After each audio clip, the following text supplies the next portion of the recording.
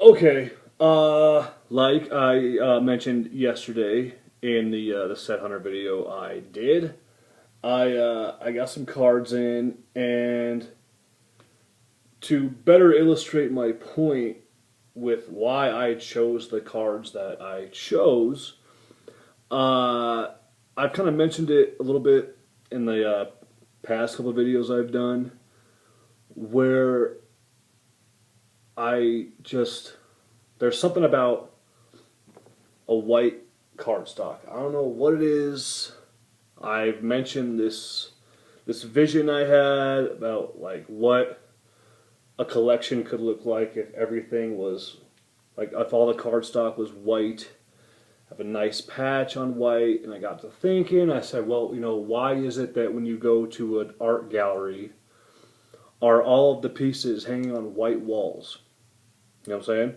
Why is it when you go to a fine dining establishment, all of their silverware is white? All right? So, and there's a reason for that because white just brings out everything else. And basically, I came to the realization that less is more. Less is more for this guy. Less is more. I know there are. I actually just finished watching this film not yet rated's latest rainbow video he has done, and rainbows are very very nice to look at, but they're just not my cup of tea. Sometimes I think products just get carried away with their design, and it just takes away. I've seen so many things happening on a card to where the autograph gets lost in it. You don't even upon first look, you can't even tell a card is autographed until you squint. You're like, oh yeah, I can see. There it is. So that's why lately I've been picking up these white cards, and I got some more. And the funny story about these is that these were all flukes. I should not have won these cards for what I won them for. There is no reason, no logic to why I got these cards for as cheap as I did, but I don't want to argue with it. I'll fucking lose my mind if I begin to try to figure out why that happened. But we'll do a little baseball first. Like I said, I've mentioned this list many times, and just plugging away at them. But I saw this one, and I really liked the design. Not to mention, it's got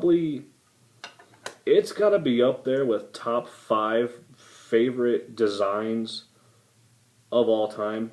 Not just design, but favorite product of all time. Make sure this is the right year. Yeah. In 2006, 2007, and 2008, Topps Sterling looked way different than what it is now. Topps Sterlings were one card packs.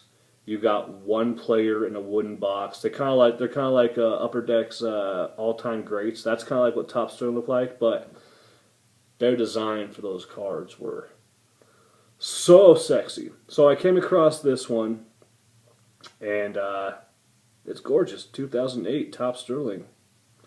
The Wizard.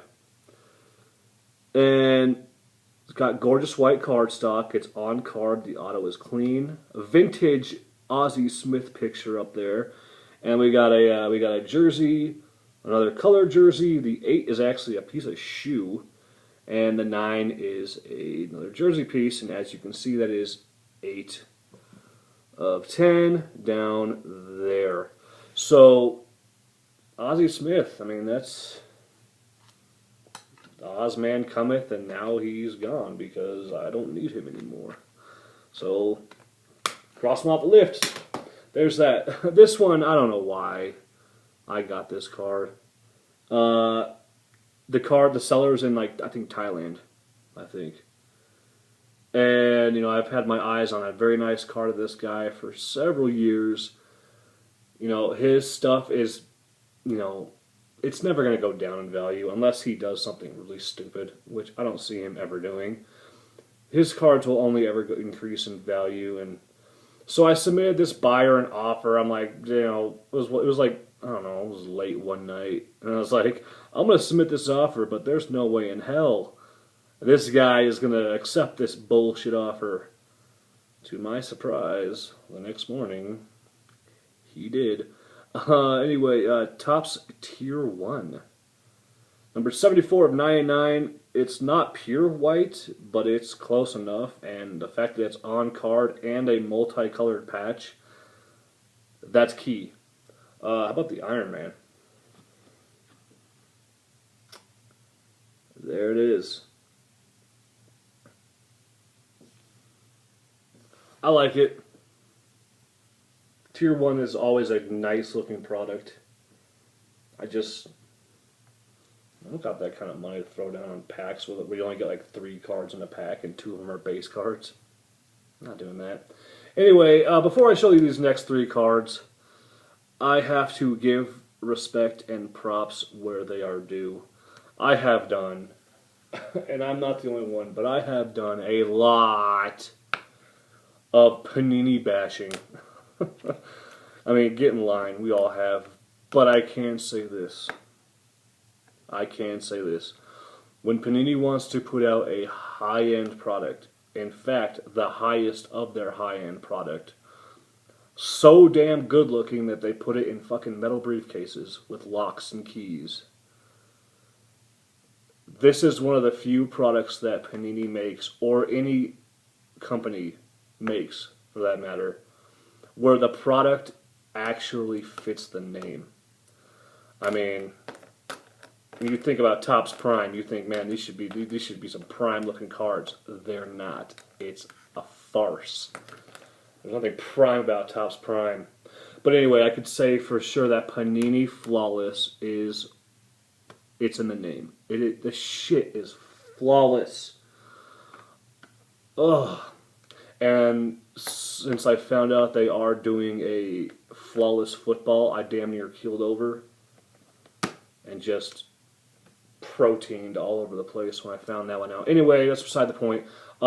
As terrible as Panini is, man, they can roll out a high-end product, and they do it with style, and they do it to my liking, which I'm too damn picky these days. Anyway, missed out on a ton of autos and patches of this guy. Waited for the right one to come along. All of his other stuff that were, white cardstock, patches, autos. People were asking hundreds of dollars for them, and I'm like, why? Why? I don't know why. Anyway, I think you basketball collectors are fucking nuts. No offense to anybody who collects basketball, but you've seen the prices of some of that shit. Anyway, I will say this, though. So disappointed in Mr. Kenneth Faried. Have you seen his autograph lately? It is a fucking joke. I'm sorry for the language, but I mean, I don't know what's worse. A player who just has a lazy, terrible autograph to begin with, or a player who goes from having a decent autograph to just getting lazy and just phoning it in. And I think that's what Kenneth Faried has done. He has phoned in his autograph because it is a joke, and it's almost sad to say that such a gorgeous piece of artwork like this card has to be saturated and almost brought down because of the laziness of this autograph. But anyway, here it is, 17/25, Panini Flawless, Kenneth Faried. Just look at that autograph. Does that not piss you off? It pisses me off. Whether you're a Nuggets fan or not, whether you're a basketball fan or not, man, you're just lazy, dude. You can slap that kind of shit on sticker autos, but dude, it's $1,500 a pack, and this is what you brought to the table. Shame on you, Manimal. Anyway, it's a gorgeous card, and I love it. It's time to go old school. Going old school, always loved this guy, and when I was growing up, and any elementary school back in the late 80s and early 90s, and whether it be in the library or it be in a classroom somewhere, there was always one of those posters. You guys remember those posters, like those reading posters where they would have different celebrities and stuff like that on them? You kids nowadays, you don't know what books are. It's your damn cell phones. But anyway, you'd always in every school you'd find a reading poster of this guy in his Admiral's uniform, and yep, sure as shit, 15/25, two-color patch. Back when they had teal blue in their logo, the Admiral, David Robinson. Wasn't too worried about this guy because he only ever played for one team, so finding him in a Spurs jersey was not that hard to do. But very happy I got this one. This was almost a card I had to settle on because I really wanted one of his notable nicknames that he wrote the Admiral on it. I really wanted one of those, but people were just asking too much money. Anyway, David Robinson. Last but not least, this is the most aesthetically pleasing card out of all of them. Out of all my basketball cards, I think this is the one that just your eye just immediately goes towards it. Surprise, surprise, it's flawless. Anyway, side note, if any of you guys have Netflix and you haven't seen the ESPN's 30 for 30 presentation or the documentary of the Detroit Bad Boys, I would highly recommend watching that. That is classic, and it took me back to my childhood. And this guy, I love this guy. This guy, I think this guy was, he was the first bad boy basketball I'd ever seen. He was the most loved and most hated guy on the court for years and years and years. And I think he paved the way for Bad Boys. And I just have a thing for Bad Boys. You know that. 13/25, dual patch. One of them actual, I think it's waistband. I don't know what the hell it is. And then the second one is paint patch. Gorgeous auto. Just the design of this card is flawless. Anyway, Bill Laimbeer. Good lord. So sexy. So I'm trying to get that light. Show that light off. It's not working. They'll all look better when I have them all quilted out, if you will. And the best part about all 5 of these cards I just showed you is because I got all 5 of these gorgeous cards for half of what people are asking for a Penny Hardaway autograph. Basketball collectors, what's up?